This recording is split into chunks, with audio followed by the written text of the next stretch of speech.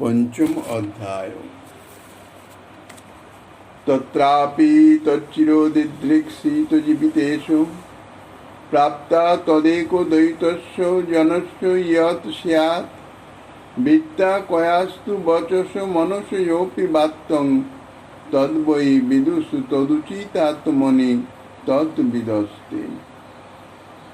কলিযুগ পাবন অবতার পরম করুণাময় শ্রী গৌরাঙ্গ সুন্দরের পরময় অন্তরঙ্গ প্রিয় পার্ষদ বর্জ্য পূজ্য পাদ ছিল সনাতন গোস্বামী পাদ। তাহার শ্রী বৃহৎ ভাগবতামৃতম নামক শ্রী গ্রন্থের দ্বিতীয় খণ্ডের পঞ্চম অধ্যায়ে গোপকুমারের দ্বারাবতীপুরে আগমন এবং সেখানকার যে ভাব তাহা বর্ণনা করিতেছেন। এই শ্লোকে বলছেন, তথাপি চিরকাল যাহার দর্শন বাঞ্ছা করে আসিতেছিলাম সেই জীবিতেশ শ্রী নন্দকিশোরকে সাক্ষাৎ প্রাপ্ত হলে একমাত্র তাহারই প্রিয়তম সেবকের হৃদয়ে যে সুখ অনুভব হয় তাহা কি মন বা বাক্যের ব্যক্তি বিশেষ দ্বারা ব্যক্ত করা যেতে পারে? তবে যাহারা সেই সুখ অনুভব করেছেন তাহারা এই যথোপযুক্ত চিত্তেই উহা আস্বাদন করে থাকেন। ইতিপূর্বে আমরা আস্বাদন করেছি শ্রী গোপকুমার দ্বারাবতীপুরে এসেছেন এবং দ্বারকাধীশের যে ভাব, যে আপ্যায়ন, যে প্রীতির প্রকাশ পেয়েছেন এবং দ্বারকাধীশের মধ্যেই অর্থাৎ মাধ্যমেই তাহার যে অভীষ্ট দেব মদন গোপাল দেব তাহারও স্ফূর্তিতে তিনি সেই দর্শনই পাইতেছেন। তাই ইতিপূর্বে তিনি ভৌমলোকের সব লোক তো অতিক্রম করে এসেছেন, মুক্তিলোক এমনকি বৈকুণ্ঠ লোক থেকে, অযোধ্যা ধাম থেকে শেষমেশ দ্বারাবতীতে এসেছেন। সর্বত্র অর্থাৎ বৈকুণ্ঠ ধামস্থ, ব্রহ্মাণ্ডের বহিরস্থ বৈকুণ্ঠ ধামস্থ বা মুক্তিলোকস্থ যে যে সুখ সেখানে বিদ্যমান আছে তাহা সমস্তই তিনি অনুভব করেছেন। কিন্তু তাঁর হৃদয়ে যে আকাঙ্ক্ষা অর্থাৎ অভীষ্ট দেবের সাক্ষাৎ দর্শনে যে আনন্দ, যে সুখ অনুভব হয়, চিত্ত যে বিগলিত হয়ে যায়, তাদৃশ অবস্থায় তিনি প্রাপ্ত হন নাই। কেননা তাহার অভীষ্টদেব স্বয়ং ভগবান শ্রী মদন গোপাল। তো মদন গোপাল দেবের যে সর্বাধিক মাধুর্য, তাহার দর্শনে যে মাধুর্য আস্বাদন, তাহা যথাযথ গোপকুমার প্রাপ্ত হন নাই। যার জন্যে সেই লোকে বিদ্যমান ভগবৎ স্বরূপের দর্শনে আনন্দ তো আস্বাদন হয়েছে ঠিকই, কিন্তু হৃদয় পূর্তি করে তাকে মূর্ছিত করে নাই, বিবশ করে দেয় নাই। যাহা এখানে সেই অবস্থা হয়েছে। এই জন্য বলছেন যে এই দ্বারকাতে যে সুখ বর্তমান আছে সেই সুখের স্বরূপ বা পরিমাণ তাহা নিশ্চয় করার জন্যে কোনো যুক্তি, তর্ক, বাক্য ইত্যাদির মাধ্যমে তাহা বলা যায় না। সমস্ত যুক্তি মুক্তি আদি সুখের নিরূপণ প্রসঙ্গে তা নিষ্পন্ন হয়ে গেছে।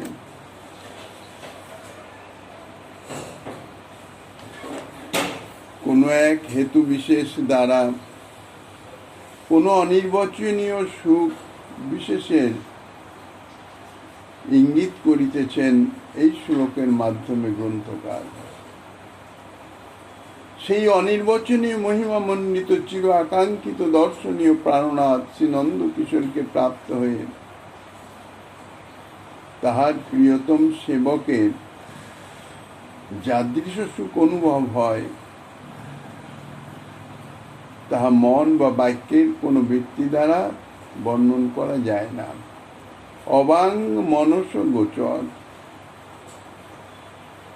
মনে তাহার যে অনুভূতি হয়, ভাষার দ্বারা তাহা মন ব্যক্ত করতে পারে না। ইহা অনুভববেদ্য বিষয়। এই যে সুখ বা আনন্দ,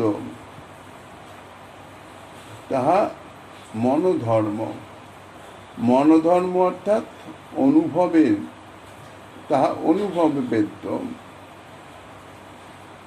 কোনো বাহ্যিক প্রকাশের কোনো সুযোগ নাই। কাজেই সেই চির আকাঙ্ক্ষিত প্রাণনাথের দর্শনে,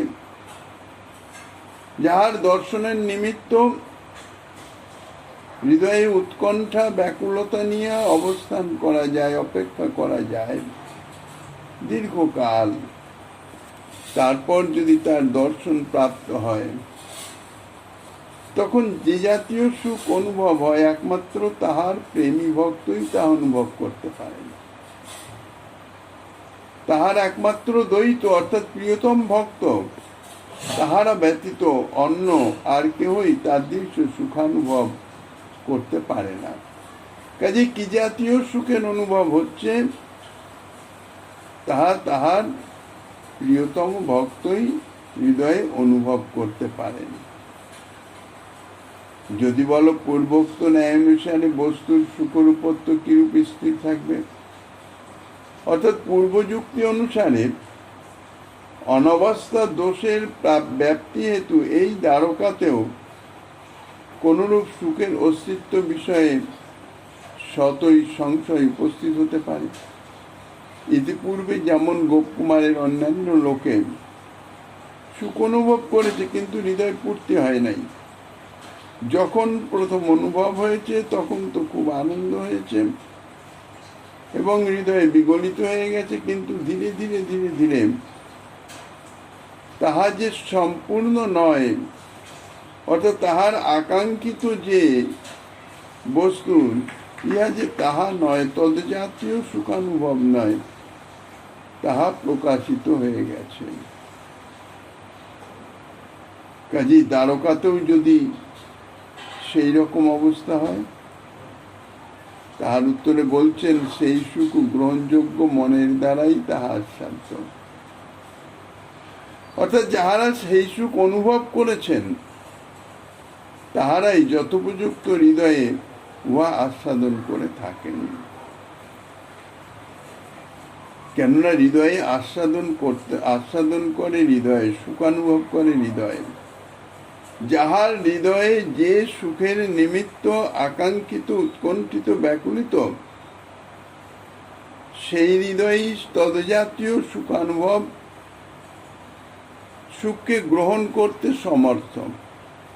এই জগতে দেখা যায়, যদিও এই জগতে বাস্তবিক সুখকর বস্তু কিছু নাই, কিন্তু তবুও হৃদয়ের কামনা অনুসারে জীবকে তদজাতীয় সুখানুভব করায়। এই জন্যে তাহার ভেদ আছে। একই বস্তু কাহার নিকটে সুখকর, কাহার নিকটে দুঃখদায়ক হয়ে যায়। ইহা এই জগতে হয়। ইহার কারণ হচ্ছে, যার হৃদয় তদ্জাতীয় বস্তুর কামনায় উৎকণ্ঠিত হয়, সে যদি সেই জাতীয় সুখ প্রাপ্ত হয়, তাহলে তার হৃদয়ে সুখানুভব হয়। তো ঠিক সেই রকমই এই যে পারমার্থিক সুখ অর্থাৎ আনন্দ, সচ্চিদানন্দময় শ্রী ভগবৎ দর্শনে যে আনন্দ উদ্বেলিত হয়, তাহা যাহার যাদৃশ প্রেম, তাহার তদ্জাতীয় অনুভব হবে। প্রেম বা প্রীতি অনুযায়ী সুখানুভব বা আনন্দ অনুভব। হৃদয়ে প্রীতি যদি ন্যূনতা থাকে, তাহলে আনন্দময় তো পরিপূর্ণ আনন্দের ভান্ডার, সম্যক আনন্দ, সম্যক মাধুর্য, কিন্তু তাহা গ্রহণ করবে যে তার সামর্থ্য অনুযায়ী, অর্থাৎ তার অন্তরে প্রীতির যে পরিমাণ, সেই পরিমাণ অনুযায়ী সে সুখানুভব করে। এই জন্য বলছেন, যাহারা সেই সুখ অনুভব করেছেন, অর্থাৎ তদ্জাতীয় প্রীতিতে যাহারা উন্নীত হয়েছেন, অভীষ্ট দেবকে তদ্জাতীয় প্রীতি দ্বারা সেবার করেছেন, সেবার যোগ্য হয়েছেন,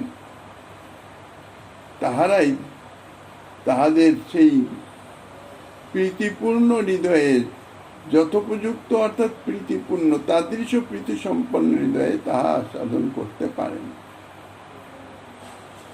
অপরের অনুভব সামর্থ্য নাই। একই ভগবৎ স্বরূপ, একই মাধুর্য প্রকাশিত হচ্ছে, কিন্তু হৃদয়ে যদি তাহার গ্রহণ সামর্থ্য না থাকে, তাহলে সে মাধুর্যে তত আনন্দ অনুভব করতে পারবে না। অপরের অনুভব সামর্থ্য নাই বলেই তাহারা সে সুখাস্বাদনে বঞ্চিত থাকে। ব্রজেন্দ্র নন্দন শ্রীকৃষ্ণ, যাহার দর্শনে মাধুর্যের হৃদয় বিগলিত হয়ে যায়, সেই তাদৃশ শ্রীকৃষ্ণের দর্শনে কংস আদি আসরিক ভাবাপন্ন, শত্রু ভাবাপন্ন চিত্ত তাহা ভীত সন্ত্রস্ত হয়ে যায়। বস্তু একই, কিন্তু গ্রহণযোগ্যতার তারতম্যে তার তারতম্য প্রকাশিত হয়। এই জন্যই তাহারা যে বস্তুর অস্তিত্বের সন্ধিহান হয়ে থাকে, অর্থাৎ যথার্থ শ্রীকৃষ্ণের তাদৃশ মাধুর্য আছে কি না সে বিষয়ে সন্ধিহান, কেননা সে মাধুর্য গ্রহণের সামর্থ্য তাদের নাই, আর তাহাতে যে সন্দেহ তাহা যুক্তিযুক্তই। অথবা সেই সুখ অন্যের বাক্য মনের অগোচর হলেও উপাসক সকলে, অর্থাৎ যাহারা শ্রীকৃষ্ণের উপাসক, সেই তাহাদের উৎসাহ বর্ধনের জন্য যুক্তি বিশেষের দ্বারাও নিরূপণ করা যেতে পারে। কেননা উপাসকগণ প্রাথমিক অবস্থায় তো তাদৃশ সুখানুভব করতে পারেন না, কেননা তাদের হৃদয়ে তাদৃশ যোগ্যতা লাভ করে নাই। এখন যোগ্যতা লাভ করবার জন্য তো উপাসনা চাই, সাধনা চাই। এই সাধনার উৎকর্ষতা বৃদ্ধির নিমিত্ত এই বিষয়ে যাহারা তাদৃশ আনন্দ সুখ অনুভব করেছেন, তাঁরা কতঞ্চিত তাহা প্রকাশের চেষ্টা করেন। এ বিষয়ে সিদ্ধান্ত বাক্য এই, যেমন সেবারস বিশেষ নিষ্ঠা দ্বারা বৈকুণ্ঠ থেকে অযোধ্যাতে সুখাধিক্য সংগঠিত হয়ে থাকে। বৈকুণ্ঠে ঐশ্বর্য প্রধান সেবা, সেখানে পার্শ্বদগণ তাহাদের যে বৈকুণ্ঠনাথের প্রতি প্রীতি আছে ঠিকই, মমত্ব আছে ঠিকই, কিন্তু তাদের প্রগাঢ় মমত্ব নয়, যেখানে তাহারা গৌরব অর্থাৎ মর্যাদা লঙ্ঘন করে সেবা করতে পারে। কিন্তু অযোধ্যাতে এ বিষয়ে আরেকটু উৎকর্ষ প্রাপ্ত। অযোধ্যায় দাস্যভাবে অযোধ্যার যে পার্শ্বদগণ, তাহারা অযোধ্যাপতি রামচন্দ্রের প্রতি তাহাদের মমত্ববোধটা বৈকুণ্ঠ পার্শ্বদগণের থেকে আরো বেশি, আরো প্রগাঢ়। এই মমত্বই হচ্ছে যথার্থ সেবার ভিত। যে জাতীয় মমত্ব সেব্যের প্রতি বিদ্যমান থাকবে, তাহার সেবা ততটা নিঃসংকোচ হবে। একান্ত মমত্ব, একান্ত আপনার বোধ হলে সেখানে কোনো সংকোচের প্রশ্নই থাকে না। কাজেই বৈকুণ্ঠপুরী থেকে যেমন অযোধ্যাদেব সুখাধিক্য সংগঠিত হয়, কেননা সেখানে মমত্বটা বেশি প্রকাশিত হয়, ঠিক সেই রকম দ্বারকাতেও সৌহৃদ রস বিশেষ নিষ্ঠা দ্বারা অযোধ্যাতে দাস্যভাবেরই প্রাধান্য, আর দ্বারকায় সখ্য ভাব। তাই বলছেন যে সৌহৃদ রস সুহৃদ ভাবাপন্ন, মমত্ব অনুরাগ পর্যন্ত পৌঁছায়। তা সেই সুহৃদ রস বিশেষ নিষ্ঠা দ্বারা অযোধ্যা থেকেও এখানে আনন্দের আতিশয্য বেশি, সুখ বিশেষ সিদ্ধ হয়। এই প্রকারে শ্রী গোলকেও প্রেমরস বিশেষ নিষ্ঠা দ্বারা দ্বারকা থেকেও সুখ বিশেষ সিদ্ধ হয়ে থাকে। অতএব সেই শ্রী গোলকেই সুখের পরমান্ত কাষ্টায় নিষ্ঠা প্রতিষ্ঠিত আছে, ইহাই জানতে হবে। সেখানে মমত্ববোধ চরম সীমায় পৌঁছায়, যার জন্যে সেখানে গৌরবের কোনো অবস্থানই নাই, কেননা ঐশ্বর্যের বহিঃপ্রকাশ নাই, মাধুর্যের অন্তরালে লুক্কায়িত। আর মমত্বের গাঢ়তা মাধুর্যের মাধ্যমেই প্রকাশিত। কাজেই গোলকে পরিপূর্ণ মাধুর্য, এই জন্যে গোলকে পরিপূর্ণ সেবা। সেখানে দাস্য সখ্য বাৎসল্য মধুর চারিভাবেরই যে সেবা, তাহা সর্বোৎকর্ষে বিরাজমান। অতএব সেই শ্রী গোলকেই সুখের পরমান্ত কাজটায় নিষ্ঠা প্রতিষ্ঠিত আছে। যেহেতু সর্বোৎকৃষ্ট রস বিশেষ পরমান্ত সীমায় সর্বোৎকৃষ্ট সুখ বিশেষেরও পরমান্ত কাজটা সিদ্ধ হয়ে থাকে। অতএব এই বিচার অনুসারে এই যে পরমানন্দ যে প্রাপ্তি, অর্থাৎ যাহাকে প্রেমানন্দ বলা হয়, প্রীতিপূর্ণ সেবার মাধ্যমে যে সুখানুভূতি, যে আনন্দ অনুভূতি, তাহা শ্রীগোলকেই চরম সীমা প্রাপ্ত, অর্থাৎ পরিপাক দশায় অধিষ্ঠিত চরম সুখ বিশেষের সর্বশ্রেষ্ঠ আশ্রয় স্বরূপ জানতে হবে। পূর্ব নির্ধারিত সিদ্ধান্ত এইরূপ যে ব্রহ্মানন্দ হচ্ছে অনির্বাচ্য, তাহা থেকেও অধিকতর আনন্দ হচ্ছে ভক্তিজনিত আনন্দ। ব্রহ্মানন্দ অর্থাৎ ব্রহ্মে লীন হয়, এর জন্য জ্ঞান মার্গের সাধনা, যদিও ভক্তির সাহচর্য আছে কিন্তু ভক্তির মুখ্যতা নাই, এই জন্য উহা ভক্তি সাধনা নয়। তা সেই যে আনন্দ অর্থাৎ ব্রহ্মানন্দ, তা থেকেও অধিকতর আনন্দ হচ্ছে ভক্তিজনিত আনন্দ। ভক্তিজনিত আনন্দ তাহা হচ্ছে অনির্বাচ্যতর। ব্রহ্মানন্দ অনির্বাচ্য, আর ভক্তিজনিত আনন্দ তা হচ্ছে অনির্বাচ্যতর। প্রেমানন্দ তারও আরো অনেক অনেক বেশি উৎকর্ষ সম্পন্ন, তাই প্রেমানন্দ হইতেছে অনির্বাচ্যতম। আবার সেই প্রেম বিরহজাত আনন্দ হলে কোনো কোনো সময়ে তাহা পরম মহা অনির্বাচ্যতম অবস্থায় উন্নীত হয়ে থাকে। অর্থাৎ প্রেমানন্দ অনির্বাচ্যতম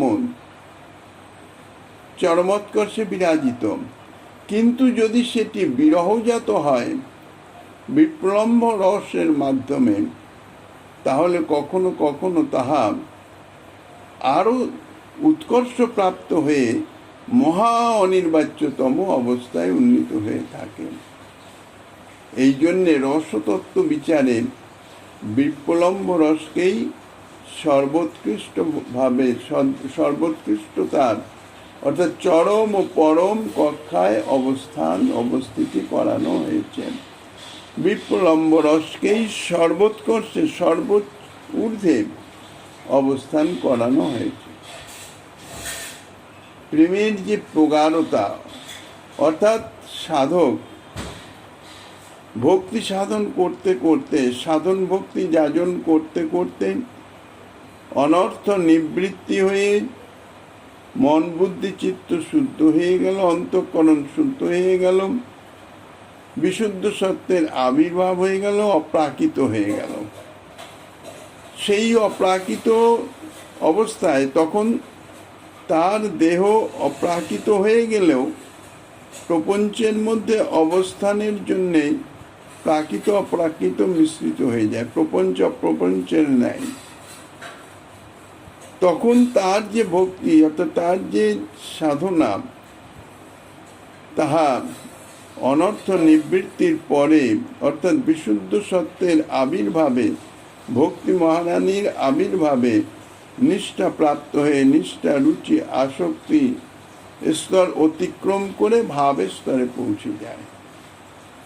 সেই সময়ে সাধক বেশিরভাগ ভাবের গুণেই চলেন। কি জাতীয় ভাব? নিজের যেভাবে অভীষ্টের সেবা বাসনা সেইভাবেই সে মগ্ন থাকে এবং সেইভাবে মানুষে তার সেবা চলতে থাকে, স্মরণে সেবা চলতে থাকে। তাই সেই যে অবস্থা, সেই যে ভক্তি তাহাকে বলা হয় ভাব ভক্তি। সেই ভাব যখন সিদ্ধ হয়ে যায়, পুষ্ট হয়ে যায়, তখন সে প্রেম প্রাপ্ত হয়, প্রেম স্তরে উন্নীত হয়ে যায়, প্রেমী ভক্ত হয়ে যায়। যথাবস্থিত দেহে তার এই পর্যন্তই সাধনা অর্থাৎ প্রেম ও ভক্তি। প্রেম ভক্তির প্রাথমিক স্তর। প্রেম ভক্তিতে উন্নীত হলে যেমন জাগতিক শিক্ষায় দেখা যায় স্কুলের পাঠ শেষ হলে একটা সেখানে পরীক্ষা হয়, যাহাকে ম্যাট্রিক পরীক্ষা বলে বা এই জাতীয় আরও কখনো কখনো মানে অন্যান্য ভাষা বলা হয়, স্কুল ফাইনাল বলা হয়। অর্থাৎ স্কুলের সেখানে গণ্ডি শেষ, বিদ্যালয়ের গণ্ডি শেষ, এরপরে তার শিক্ষার ধারা ঠিকই চলছে। বিদ্যালয়ে যে ধারাতে শিক্ষা তার সমাপ্ত হচ্ছে, অর্থাৎ সে কলা বিভাগ হোক, বিজ্ঞান বিভাগ হোক বা হিসাব নিকাশের বিভাগ হোক, যে বিভাগে সে বিদ্যা সম্পন্ন করছে, উচ্চতর বিদ্যালয়ে গিয়ে বা বিশ্ববিদ্যালয়ে গিয়ে তাহারই আরও উৎকর্ষতা পরামর্শতা করছে। তা সাধক জীবন যথাবস্থিত দেহে প্রেম প্রাপ্ত হচ্ছে, অর্থাৎ তার এই যে জাগতিক দেহ যদিও তাহা প্রাকৃত থাকে না, অপ্রাকৃত হয়ে যায়, তবু প্রাকৃত আকার থাকে আর প্রপঞ্চ মিশ্রিত থাকে। এই জন্য তাকে এই দেহ ছাড়তে হয়। এই দেহ অপ্রাকৃত হলেও এই দেহের মাধ্যমে সে তাহার অভীষ্টের সাক্ষাৎ সেবা প্রাপ্ত হতে পারে না, তাহাকে পার্শ্বদেহ গ্রহণ করতে হয়।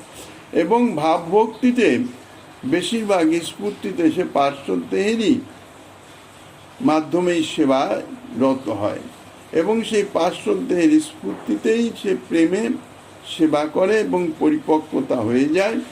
তখন এই যথাবস্থিত দেহ ভঙ্গ হয়ে যেখানে প্রকট লীলা চলছে সেখানে তার সে পার্শ্বদেহ প্রাপ্ত হয়। সেখান থেকে তার প্রেমের পাঠ অর্থাৎ প্রেম ভক্তি সাধনা শুরু হয়।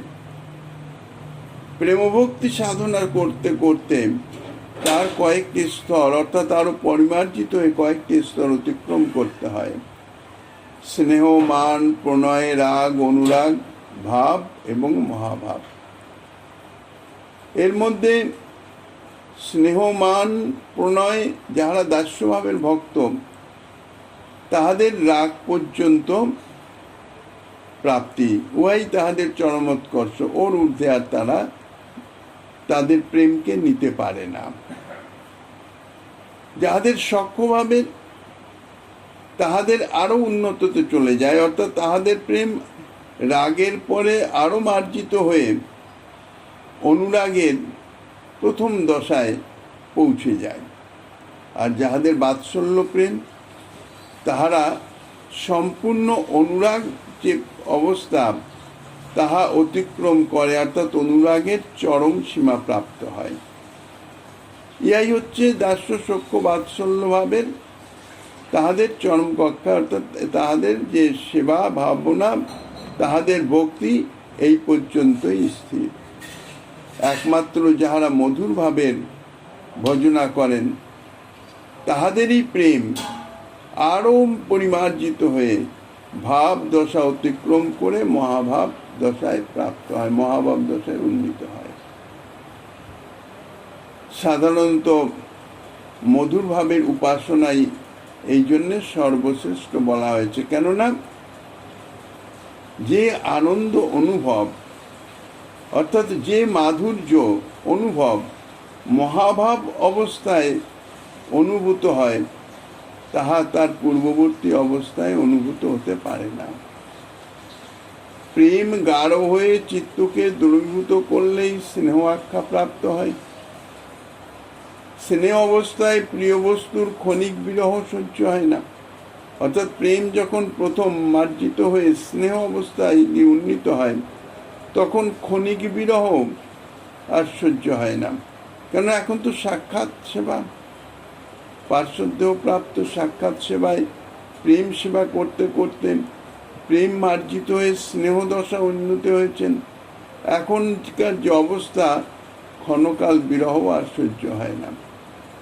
এই স্নেহ পরিপক্ক হয়ে নূতনতর মাধুর্য আস্বাদনের জন্যে কৌটিল্যভাব যখন ধারণ করে, তখন তাহার সেই অবস্থাকে বলা হয় মান।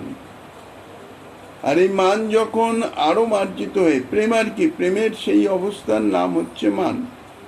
মান যখন আরো পরিমার্জিত হয়ে গিয়ে গৌরবরহিত হয়ে বিষয় ও আশ্রয়ের সর্বদা একত্র স্থাপন করে দেয়, তখন সেই অবস্থাকে, প্রেমের সেই অবস্থাকে বলা হয় প্রণয়। প্রণয়ের উৎকর্ষে, অর্থাৎ প্রণয়ের আরো উৎকর্ষতা প্রাপ্ত হলে চিত্তে অতিশয় দুঃখ তখন সুখরূপে অনুভূত হয়। অর্থাৎ প্রণয়ে আরো পরিমার্জিত হয়ে যখন এমন একটা অবস্থায় উন্নীত হয়, যখন পিত্তাস্পদের সেবা তাহা বাস্তবিক দুঃখকর, কিন্তু সে দুঃখকর হলো প্রিয়তমের সেবায় এমন আনন্দ, এমন গাঢ় অভিনিবেশ যে দুঃখকেও সুখ বলে অনুভূত হয়। তখন সেই যে অবস্থা প্রেমের, তাহাকে বলা হয় রাগ। দাস্য ভক্তি রাগ পর্যন্তই গতি, অর্থাৎ দাস্যভাব সেবা, দাস্যের সেবা সদা সর্বদাই তাহা আনন্দময়, আনন্দ অনুভূতি করায়। এমনকি দুঃখ অনুভব, কষ্ট অনুভব, যাহা দুঃখকর, কষ্টকর, প্রিয়তমের দর্শনের নিমিত্ত শ্রীমতীর সুচালো পর্বতের উপর বা কঙ্করের উপর দিয়ে তিনি যাচ্ছেন, কিন্তু প্রিয়তমের দর্শন জনিত যে আনন্দ, দূর থেকে দর্শন জনিত যে আনন্দ, তাহা এমন অনুভূত হচ্ছে যে এই যে পথ চলতি বা পথের যে এই যে কষ্ট, এই যে পীড়া, তাহা সুখ বলেই অনুভব হয়। অর্থাৎ চিত্তের এই জাতীয় যে গাঢ় অবস্থান, যাহাতে পিত্তাস্পদের দুঃখকর সেবাও, কষ্টকর সেবাও সুখ বলে অনুভূতি করায়, সুখানুভূতি করায়, তাহার নাম হচ্ছে রাগ। তাহাকে রাগ বলা যায়। এই রাগই আরো পরিপক্ক দশা যখন প্রাপ্ত হয়, তখন তার নাম হয়ে যায় অনুরাগ। এই অনুরাগে পৌঁছানো পর্যন্তই দাস্য সখ্য বাৎসল্য। দাস্য রাগ পর্যন্ত, আর একটু পরিমার্জিত হয়ে অনুরাগের প্রথম অবস্থায় হচ্ছে সখ্য, আর অনুরাগের চরম সীমা প্রাপ্ত হচ্ছে বাৎসল্য। এই ভাবের সেবায় এই পর্যন্তই তার গতি, এর থেকে আর উৎকর্ষতা প্রাপ্ত হয় না। কিন্তু মধুর ভাবের সেবায় প্রেম আরো উৎকর্ষিত হতে, কারণ মধুর ভাবের সেবায় আরো অন্তরঙ্গতা বেশি, মমত্ব বেশি। তাহলে এই যে অনুরাগ অবস্থায় কি হয়, সদা অনুভূত প্রিয় বস্তু অনিত্য নবনবায়মান রূপে অনুভূত হয়ে থাকে। ইয়ে হচ্ছে অনুরাগ অবস্থায়। এই অনুরাগ যখন যাবদাশ্রয় বৃত্তি অর্থাৎ ইয়ত্তার অন্তঃসীমা প্রাপ্ত হয়ে স্বয়ংবেদ্য দশা লাভ করে, অর্থাৎ নিজের বৃত্তিভূত উদ্দীপ্ত সাত্ত্বিক আদি ভাবসমূহ দ্বারা আপনাকে প্রকাশ করে। এর আগে পর্যন্ত সাত্ত্বিক ভাব প্রকাশিত হয়, সাত্ত্বিক বিকার হয়, কিন্তু অনুরাগের পরে এই যে বিকারগুলি তাহা উদ্দীপ্তভাবে প্রকাশিত হয়ে যায়, আরো চরমভাবে তা প্রকাশিত হয়। তখন সেই অবস্থাকে বলা হয় ভাব। অনুরাগ চরম সীমা প্রাপ্ত হওয়ার পরে আরো যখন প্রেম মার্জিত হতে থাকে, তখন যে অবস্থায় উন্নীত হয় তাহাকে বলা হয় ভাব। এই ভাব সাধারণত নয়, একমাত্র গোলকস্থ ব্রজদেবীগণে দেখা যায়। সেই ভাবই আরো পরিপক্ক হলে কোনো কোনো বিশেষ পরিপাক দশায় তাহা মহাভাব আখ্যা প্রাপ্ত হয়। ইহা একমাত্র ব্রজদেবী ভিন্ন অন্য কারোর মধ্যে দেখা যায় না। অন্য কারো এ জাতীয় প্রেমের উৎকর্ষতা প্রাপ্ত হওয়া যায় না। সচরাচর ব্রজদেবীগণের ভাবই মহাভাব দশা লাভ করে থাকে। আবার এই মহাভাব সমস্ত ব্রজসুন্দরীগণের সকলেই মহাভাব কক্ষায় উন্নীত, কিন্তু তার মধ্যেও আবার উৎকর্ষের ন্যূনতা আর আধিক্যের মাধ্যমে রূঢ় এবং অধীরূঢ় ভেদে দুই রকমের। মোহনাক্ষ আর মদনাক্ষ। মদনাক্ষ মহাভাবই বিরহে মোহন নামে উক্ত হয়ে থাকে, আর মোহনে দিব্যোন্মাদ দশা হয়ে থাকে, এবং ওই অবস্থায় উদ্ঘূর্ণা আদি চিত্র জল্প সেই লক্ষণ দৃষ্ট হয়। আর যে অবস্থায় নিমেষমাত্র কালও শ্রীকৃষ্ণের অদর্শনে সহ্য হয় না, তাহারই নাম হচ্ছে রূঢ় মহাভাব। আর যে অবস্থায় ওই শ্রীকৃষ্ণের অদর্শন অতিশয় পীড়াদায়ক হয়, সেই অবস্থার নাম হচ্ছে অধিরূঢ় মহাভাব। মদনাক্ষ মহাভাবে বিরহ হয় না।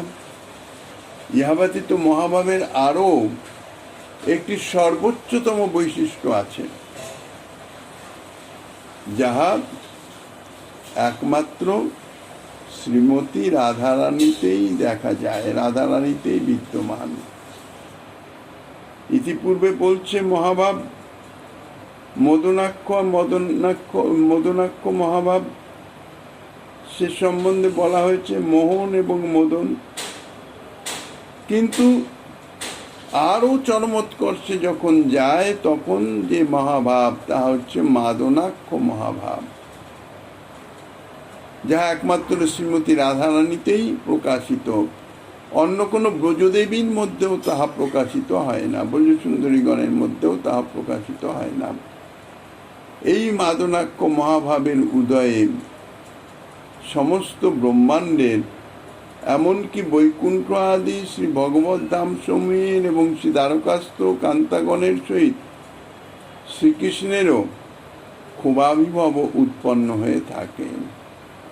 অর্থাৎ এমন এর বিকার, যা ধারণা করতে স্বয়ং শ্রীকৃষ্ণই তিনি সমর্থ হন না। এই মাদনাক্য মহাভাব দশাতেই সমস্ত রকম ভাবের উদ্গম হয়ে থাকে। এই মাদনাক্য মহাভাব একমাত্র শ্রীমতী রাধারানীতে প্রকাশিত।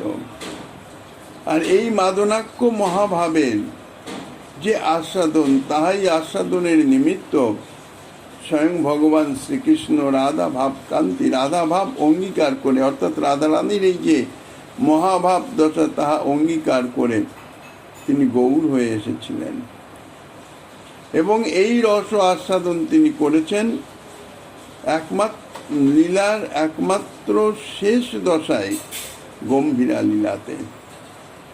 সেখানে এই মাদনাক্ষ মহাভাবের অর্থাৎ সেই রস আস্বাদন করতে গিয়ে তানার এমন অবস্থা হয়েছে, অর্থাৎ সেই রস ধারণ তিনি করতে পারেননি, যার বহিঃপ্রকাশ হয়ে গেছে, কখনো কুর্মাকৃতি, কখনো বৃহৎ আকৃতি, বিভিন্ন রকমের সমস্ত শরীরের ইন্দ্রিয় বৃত্তি সমস্ত কিছু কখনো অন্তর্মুখী কখনো বহির্মুখী হয়েছে এমনভাবে যে তাহা তিনি ধারণ করে রাখতে পারেন নাই। তিনি সর্বসমর্থ হলেও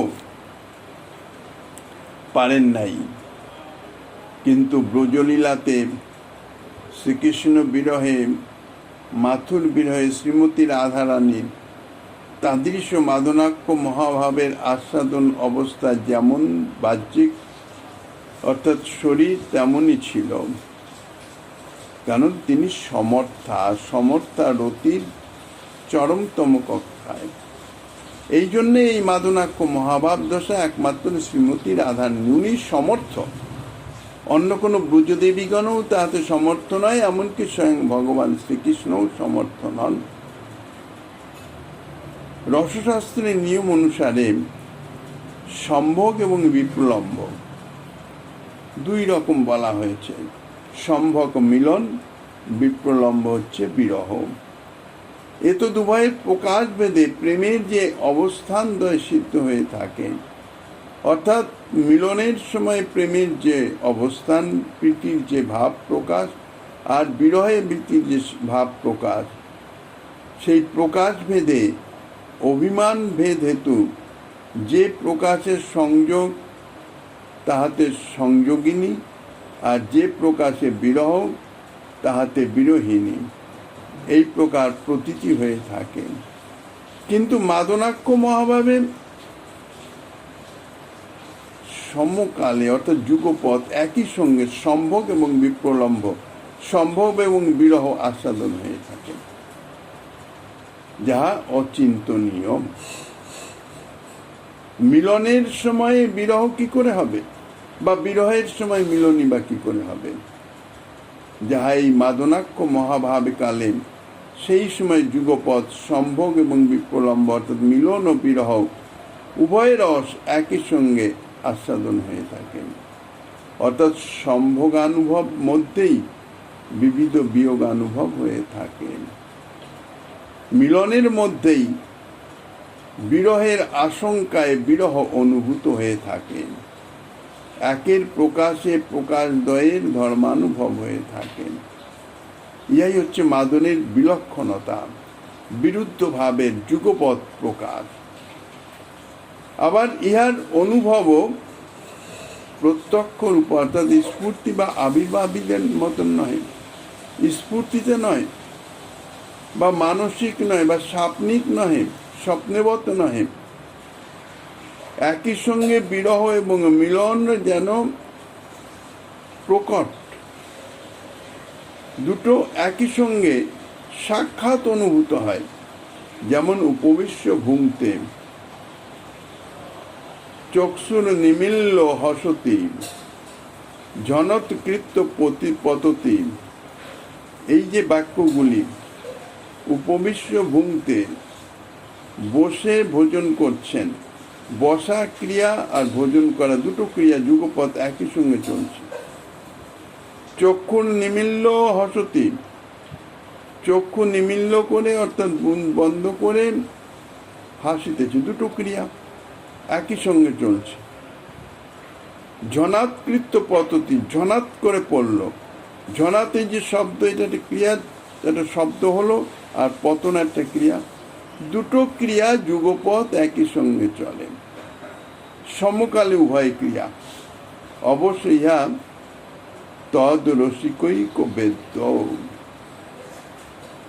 এই যে অবস্থা, ইহার যে ভাব, অর্থাৎ এর মধ্যে থেকে, অর্থাৎ বিপ্রলম্ব রস বা সম্ভোগ রস, এই যে রস, রস ও আস্বাদন রসিক ছাড়া তো হয় না।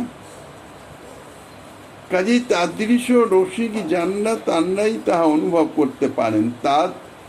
তদ রসিকৈক বেদ্য।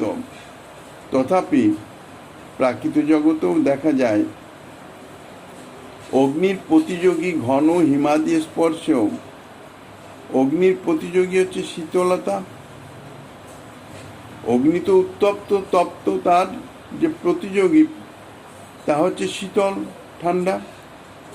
তো অনেক সময় দেখা যায় এই জগতে বরফের স্পর্শে, হিমাদির স্পর্শে, যখন পদাদি অঙ্গ অর্থাৎ পায়ে বরফের স্পর্শ, কিছুক্ষণ স্পর্শের পরে যখন এমন চরম শীতলতায় পৌঁছে যায়, মহাজাড্যতায় পৌঁছে যায়, তখন জ্বলন্ত অঙ্গার স্পর্শবৎ পতিত হয়ে থাকে, অর্থাৎ যুগপৎ। সেখানে অগ্নির কোনো অবস্থান নাই, জ্বলন্ত যে দগ্ধতার যে অগ্নি জ্বালা, তাহা অনুভবের কোনো বস্তু নাই। বস্তু আছে কি? পরম শীতলতার, কিন্তু তাহাতে অগ্নি জ্বালার মতন প্রতীতি হয়ে থাকে। ঠিক সেই রকম সুখঘন পদার্থই তাহা দুঃখের আকার সুতীব্র সুখরূপে প্রতীত হয়ে থাকে। সুখ, আনন্দ, সুখ যখন চরম কক্ষায় পৌঁছে যায়, তখন তাহাই চরম দুঃখের একটা প্রতীতি, একটা অনুভব করিয়ে থাকে। ইহাই হচ্ছে বিপ্রলম্ব রসের রহস্য। আর এই যে রস, বিপ্রলম্ব রস বা এই যে মহাভাব, তাহা গোলক ব্যতীত অন্য কোথাও তার প্রকাশ নাই। দ্বারকাতেও তার প্রকাশ নাই, কেননা দ্বারকাতে তো ঐশ্বর্য বিদ্যমান। পরিপূর্ণ মাধুর্য এবং বিশুদ্ধ মাধুর্যের চরমতম অবস্থা ব্যতীত এই মহাভাব প্রকাশিত হয় না। এই জন্যেই, আর মহাভাব না হলে সম্ভোগ, বিপ্রলম্ব ইত্যাদি রসেরও উৎকর্ষতা প্রাপ্ত হয় না। ইহা একমাত্র গোলকেই অবস্থিত। গোলক ব্যতীত অন্য কোথাও, এই যে গোলক অর্থাৎ ব্রজভূমি, অন্য কোথাও এই রসের অবস্থান নাই, দ্বারাবতীতেও নাই।